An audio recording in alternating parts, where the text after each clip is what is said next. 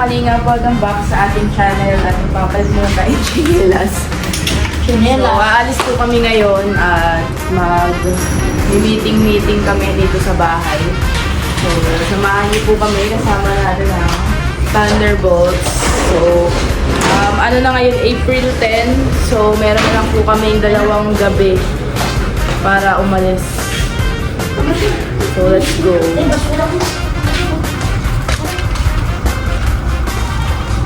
Guys, nandito na tayo ngayon sa catering. So, ito muna ang last kain namin dito. Ang order nila ay meatballs, carbonara. Doon nagdaing siya. As usual, rice.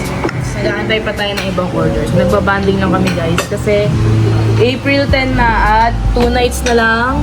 Uuwi na po kami sa Manila. Goodbye na tayo guys. So, mamaya pupunta kami kay Kalinga Prab. At magpapaalam din kami personal, syempre bago po kami tuluyang umalis. So, samahan nyo kami today, guys.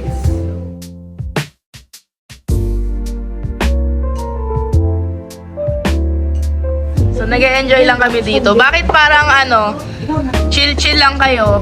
Parang hindi kayo affected sa mga nangyayari ngayon? May issue kayo ngayon dalawa. Anong masasabi nyo doon? Parang happy-happy lang kayo? Hindi kasi sa amin kasi, nilabas na namin, yung gusto namin ilabas na katotohanan namin ni Jenny. Yun lang, hindi namin ginawa yun para pag-fiestaan, pag-reaction ng gawing issue, buhayin yung nakaraan. Basta sa amin lang, yung ginawa namin yun, kasi gusto ko naman yung panahon na to, si Jenny naman ipaglaban. Hindi ko na siya yung hahayaan na lang na na manahimik, tapos tatanggapin niya na ng lahat, ang until na, yun nga, sumabog siya. And yun yung ayoko na ulit nangyari. So, pinakakita ko lang na talagang kailangan ko na ipagtanggol at mag-iba yung image nila na bigla lang dumating si Jenny Buntis na yun lang. So, ayoko naman salita ng marami kasi baka-reaction na naman. And ayaw namin na ng issue. So, masaya pa rin po kasi buo yung pamilya namin na kami-kami is nagkakaintindihan. Yun ang mahalaga, pamilya namin is kami is okay. And si Kuya Brooks, so surprise natin yan na bibisitahin kasi siyempre, kailangan ng isang mahigpit na yakap ni Tito. Grabe. Siyempre, ayaw namin umalis ng diet na maging malungkot or pangit ang aming pag-alis. Ayusin natin lahat yan. Yes. Yes. At saka, meron din tayo kasing mga sariling problema na hindi naman na kailangan i-share lahat sa online. So, yun lang po ang purpose na ginawa namin. So, kung marami na naman ang siguro nagalit, pasensya na ulit po. Basta, yun na. Last na yun, no? So, Last truth na po yun. Last So, truth. bakit di kami naapektuhan sa mga lumalabas na mga nagre-react, issue? Kasi po nakafocus po kami sa Boss Lipa. Yes. Kaya please like, share, and subscribe. Boss Lipa. Ang dami na po namin naisip na mga gagawin namin negosyo. At excited po kami doon. Kasi kaya palakas yung loob ko na kahit magmahila tayo, hindi ko alam kung ano mangyayari sa atin doon. Kasi tiwala ako sa isa't isa sa amin na kaya namin survive. and for awareness lang din kasi baka sabihin nila bakit biglang ngayon mo lang sinasabi yan na ilaban si Jenny kasi may pinagdadaanan Kasi siya ngayon, di ba? dahil sa May depression siya. niya, sobrang kinabahan ako, natakot ako sa nakita ko na first time ko ma-experience. So ito na yung time na parang ilabas ko din yung dapat na talagang magkakaroon siya ng peace of mind. So sana maintindihan yung side ko namin. Yun lang po. So, yung depression ko naman kasi is, sabi nga nila yung postpartum na daw. Sabi ko, siguro isa na rin yun dahil kakapanganak ko lang. Pero talaga, sa yung depression ko po talaga is PTSD, post-traumatic stress disorder po. So, nasabayan na lang rin siguro ng postpartum. Kaya, gano'n na lang rin kadali na pumasok ako sa ganung stress na nade-depress. Pero okay na po. Goods naman po kaming lahat. And in-explain ko naman po sa family ko, sila Hana na kung bakit. And yun nga, naintindihan naman nila.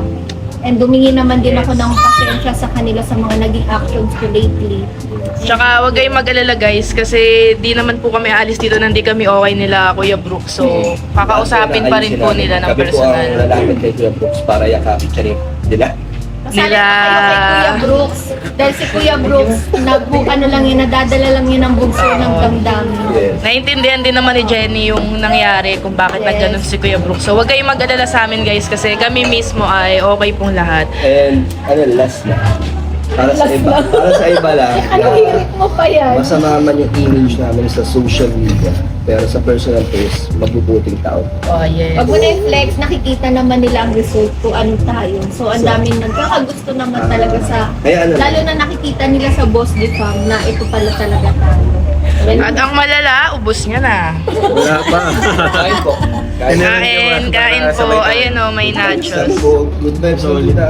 So, antayin pa natin ang ibang order guys. Huwag kayong mag-alala sa amin guys. Dito lang kayo yabit. Hindi! Oy, meron yan. May diet ah. Grabe ka naman. Ikaw, ano namang masasabi mo? Ayun naman si Tita Ayan, Beth. tuloy-tuloy lang. Laban lang tayo guys. Dati Sama-sama tayo sa Manila. Tita Beth. Oo, sa Manila tsaka sa Lang. Let's go. Okay. Yung tanong, meron din pala akong itatanong kay Hana.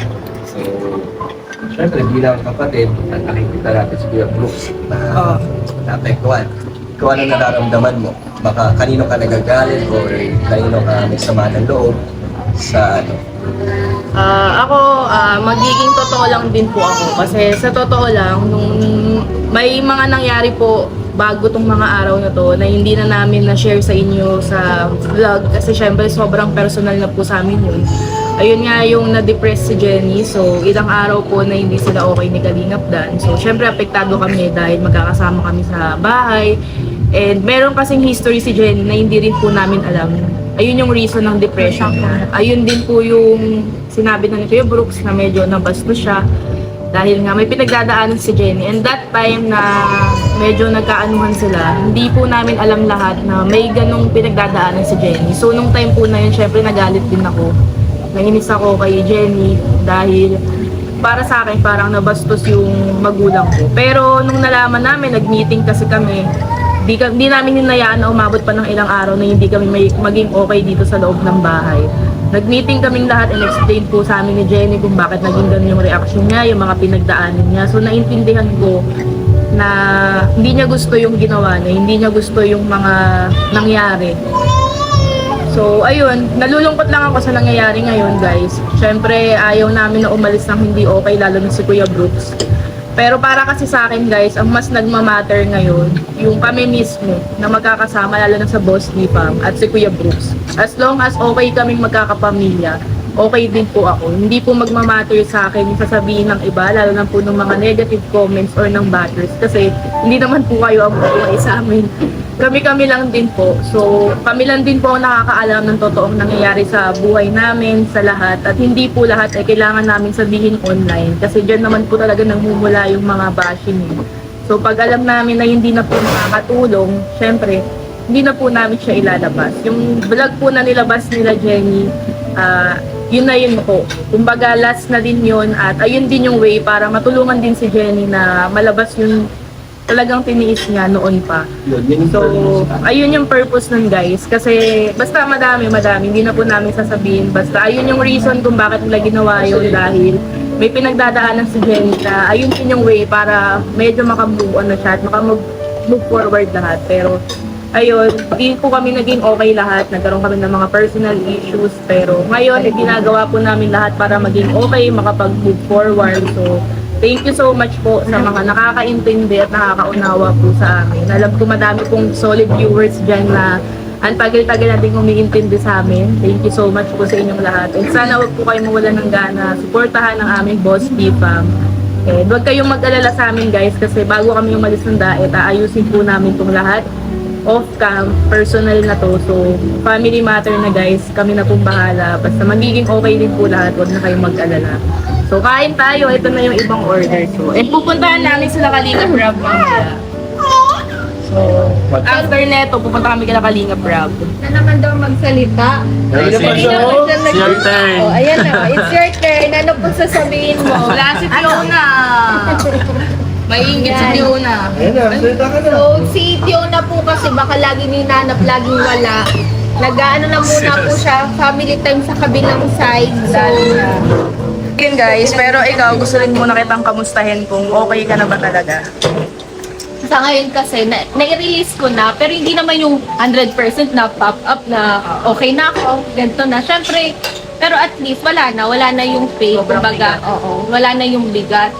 So, yung pagdating naman kay Tito, yun, accept ko naman, pero i-clear ko lang sa inyo kung ano man yung niraran sa inyo ni Tito na naging bastos ba ako or what. Hindi po ako naging bastos na nagbigay ako ng masamang salita kay Tito. Kahit saksi naman po niyan sila Hana rin. Diba alam niyo naman na hindi ako nagbigay ng masasakit na salita kay Tito. Ang nangyari lang kasi noon, naging mataas lang yung boses ko, mataas lang yung emotion ko, and yun lang yun. And hindi rin kasi nasanay si Tito. Nagulat si Tito na naging ganun yung nakita kasi hindi ako nakikita ng ganun ni Tito. So yun lang naman yung pinaka-term na pagiging bastos ko kay Tito is naging mataas lang yung boses ko. Pero yung mga outwards naman, walang ganun kasi mataas po ang respeto ko sa magulang ni Dan at ni Hana. So hindi mangyayari yung mga ganong Kasi that time, hindi mo nakokontrol. Oo, yung mga Emotions mo ganun. talaga. Hindi mo naman din gusto yung... Oo, hindi ko talaga kasi kahit ako isang beses, di ba umiyak ulit ako noon, nakihuli ulit ako ni Dan, umiyak ulit ako sa sulok. Umiiyak ako na naiinis ako sa sarili ko na nakaka-apekto na ako ng ibang tao na parang yun nga, sabi ko hindi ko makontrol, ayoko nang dumating sa point na gano'n. Kaya iniiyak ko siya, rinirelease ko ng rinirelease. So, yun lang naman and pasensya na rin dun kay Tito and mag-uusap naman kami tsaka hindi ko naman nahayaang mauwi tayo sa kasi pamilya tayo eh. So, yun lang naman yung sasabihin. Yes. Tsaka wag kayong mag-alala guys kasi kung ano man po yung mga negative na nangyari dito, iiwan natin yun dito. Gusto namin mag-start sa Manila na fresh talaga lahat and positive lang. Wala naman pong may gusto ng mga nangyari. Sadyang may mga personal na problema lang tayo na minsan di na natin nakokontrol talaga yung emotions. Masarap pa rin. Oo, galing wala tayo. At ano pala, thankful ako kay thankful ako sa family ni Dan kasi kahit ganun yung nangyari, andyan pa rin naman sila sa side ko na nakukonsider pa rin nila yung emosyon ko and yun, nagpapasalamat ako na sa pangyayari, hindi na bago yung tingin nila sa akin and naunawaan naman nila lately. Yun lang. So, thank you. Busog na busog ka na. Busog na yung mga person guys. Hindi ko alam kung saan nabubusog kung sa salita o sa pagkain. Yun lang, gusto lang namin na maging clear lahat at maging okay na po. So, kain tayo guys. Kain na ako. Gutom na tayo. Kain ka na talaga. Naubos mo na lahat yun sa'yo. Pero sa tama. Tama. Hindi yan sa Tayo doon. Balik tayo na din. Kasama ka daw ba? Isang buwan pa naman kayo. Kaya nga eh. Isang buwan pa. Kasi guys, ang birthday ni Dean, saktong-sakto sa kasal Nalimutan ko ni na nga na birthday ko Kakay. pala yun. Kaya, Hindi niyo pinaalala, ang problema hindi ko alam. namin, walang karelyebo si Kalingap Dan mag-drive pag uwi namin dito. Siniwat na tayo. Sabi ko, na birthday mismo ni Din siya nakasal. Nalimutan mo na nga din birthday ko. Ano bang galing yung celebration kay Dings? Wala. Sila na So, ayan guys, nakauwi na po tayo. So, mag-aayos lang po kami ulit at pupunta na kami kila Kalingap Rob. So, gusto ko lang din po i-take tong opportunity na to para mag-thank you po sa lahat ng mga nakapaligid sa amin, lalo na kala Kuya Brooks. May mga pinagdadaanan lang po ang pamilya namin pero I'm sure na matatapos din po ito and magiging okay din po ang lahat. So, hindi po namin hinihiling na, syempre, hindi naman po lahat talaga makakaunawa sa mga nangyari, lalo na yung punot dulo ng mga ito is hindi naman din po alam. Dahil, syempre, sabi ko nga po sa inyo, may mga personal problems na hindi na po namin na ilalabas talaga sa inyo dahil kung ako po ang papipiliin guys, di naman na talaga dapat binablog yung mga ganyan o nilalive ang mga personal na problema kasi the more na mas madami nakakaalam, the more na mas madami nakikisawsaw, mas gumugulo ang paligid. Kaso nangyari na ang nangyari. Sa totoo lang guys, kami mismo dito sa bahay nagkagulo na din. Ilang beses kaming nagkasagutan din nila Kalingap Dan, nag-usap, nag-meeting. So, kung iisipin nyo po na baka sabihin nyo bakit sa amin okay lang ito nangyayari, hindi po. Madami po kami pinagdaanan dito. kung napapansin nyo, hindi na rin po ako masyado nagwa-vlog kasi nawalan din talaga ako ng gana. Pero ayun, syempre lagi nating pipiliin guys na ayusin at ayusin, lalo na kung about sa family. Hindi tayo pwede magpakalugmok na magpakalunod sa problema. So syempre kailangan natin mag-move forward and mag-move on para maging okay ang lahat. And ayun, sana maging okay na po talaga ang lahat, lalo na si Kuya Brooks. Alam ko dadating ang araw na maintindihan din po ni Kuya Brooks lahat ng nangyayari. Talagang ano lang po ngayon, siguro pare-parehas lang na emotional, pero I'm sure na darating po ang araw na magiging okay din po kami lahat. So ayun, thank you so much sa inyong lahat guys, and God bless us all po.